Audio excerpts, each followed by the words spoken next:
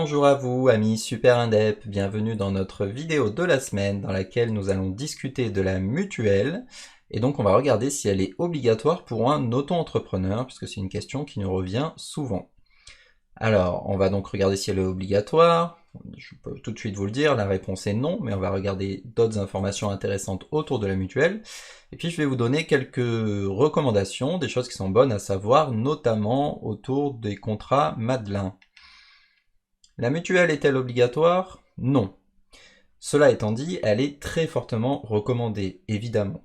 Ce qu'il faut bien comprendre, c'est que quand vous étiez salarié, ou si vous avez été salarié, vraisemblablement, vous aviez une mutuelle qui du coup était prise en charge au moins à 50% par votre employeur, quand c'est pas 100%. Du coup, souvent, on n'y pense même pas à cette mutuelle. Finalement, on a la sécurité sociale et puis on a la mutuelle et on a l'impression que c'est normal et que tout le monde l'a. Mais cette mutuelle, c'est vraiment quelque chose d'optionnel.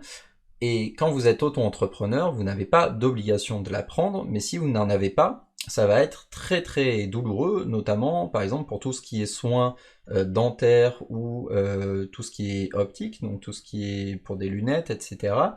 Ça va vous coûter extrêmement cher, puisque ces prestations-là sont en fait très peu remboursées par la sécurité sociale. Donc c'est pas obligatoire, mais c'est franchement recommandé.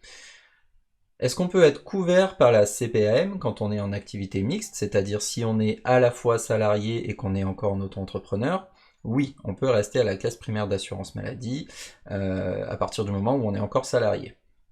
Est-ce qu'on peut avoir un conjoint ayant droit sur la mutuelle? Oui, comme n'importe quelle mutuelle.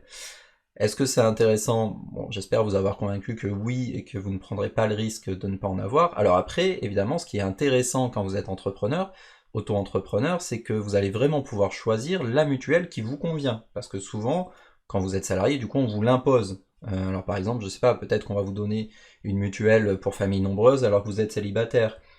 Peut-être qu'on va vous donner un bon remboursement pour les dents alors que vous n'avez aucun problème de dentition. Donc c'est ça qu'il faut voir, il faut vraiment prendre des choses qui vous concernent, qui sont adaptées à votre besoin et qui vont vraiment répondre à vos problèmes de santé à vous. Et c'est ça qui est vraiment intéressant. Et donc vous n'êtes pas obligé de prendre la mutuelle la plus chère, il faut vraiment prendre celle qui vous convient. Pour l'auto-entrepreneur, vous n'êtes pas du coup à la sécurité sociale, comme tout le monde, ouais, mais vous êtes à la sécurité sociale des indépendants, donc on appelle la SSI. C'est quand même important à savoir, puisque concrètement, ce que ça veut dire, c'est que si vous n'avez plus d'activité salariée, donc vous êtes juste auto-entrepreneur, ou juste freelance en fait, du coup vous ne serez plus inscrit effectivement à la sécurité sociale, mais vous serez inscrit à la sécurité sociale des indépendants. C'est un autre organisme, et donc quand vous changez de statut, vous recevez un courrier qui peut être un peu anxiogène, qui vous dit que vous êtes radié de la sécurité sociale, mais en fait c'est juste parce que du coup vous êtes transféré vers une autre caisse. Et donc il faut savoir également qu'il peut y avoir des aides pour souscrire une mutuelle, mais du coup ça, ce qu'on appelle le complémentaire santé solidaire, mais du coup ces aides évidemment ça concerne les faibles revenus, mais il faut savoir que si en gros vous vous dites oui ok je comprends que c'est important d'avoir une mutuelle mais j'en ai pas les moyens, renseignez-vous quand même sur ce sujet-là puisqu'il faut savoir que c'est possible et qu'il y a des aides. Un petit point comme promis sur le contrat Madelin. Alors les contrats Madelin, qu'est-ce que c'est?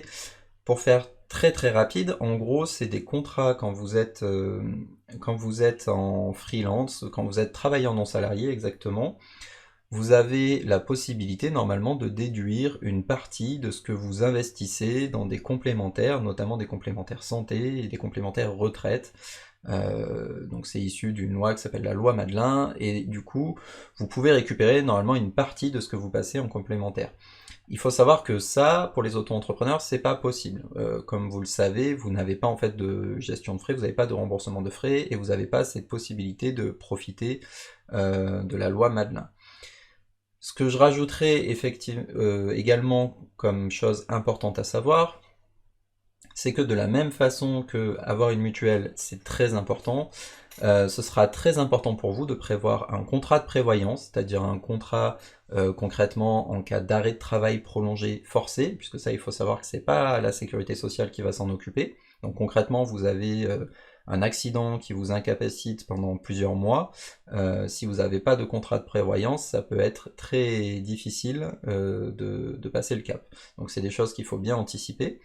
Et pareil pour la retraite. Souvent, si vous vous contentez de la retraite auto-entrepreneur, il y a des chances que vous soyez déçu. Donc regardez bien combien vous allez avoir et n'hésitez pas du coup à investir dans une complémentaire. Alors évidemment pour sa retraite on peut avoir plusieurs stratégies, vous n'êtes pas obligé de prendre une complémentaire, vous pouvez aussi faire de l'investissement, enfin vous faites comme vous voulez, mais en tout cas il faut y penser et souvent avoir une approche mixte pour pas mettre tous ses œufs dans le même panier est quand même une bonne idée, donc peut-être prendre une complémentaire en plus d'investissement par exemple.